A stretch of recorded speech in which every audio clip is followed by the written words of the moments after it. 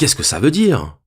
Parce que si on va au bout de ce raisonnement, ça veut dire qu'une chose est vraie à partir du moment où elle a des conséquences avantageuses. Donc finalement, c'est la réduction de la pensée à l'intérêt. Et ça, c'est la négation même de l'esprit philosophique.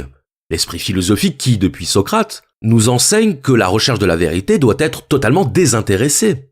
Et que la vérité, elle est bonne en soi. Elle est bonne parce qu'elle est la vérité. Et non pas parce qu'elle engendre des conséquences favorables.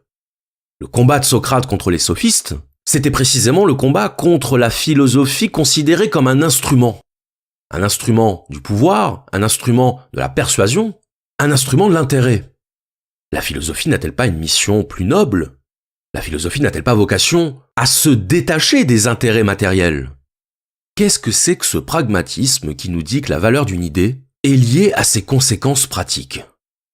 Et puis surtout, cette conception de la philosophie, elle ouvre sur le relativisme le plus total.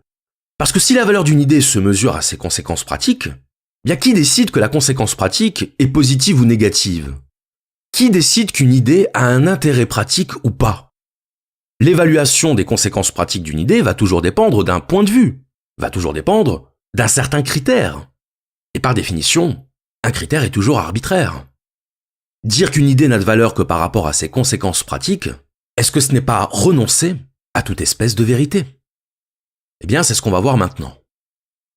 Ce que nous dit William James, c'est que si deux idées n'entraînent pas de différence dans la pratique, alors elles sont en réalité équivalentes. Et la réciproque de cette proposition, c'est que si deux idées identiques conduisent à des conséquences pratiques différentes, alors elles ne sont pas identiques. Retenez bien ça. Pour le pragmatisme, si deux propositions n'entraînent aucune différence dans la pratique, alors elles sont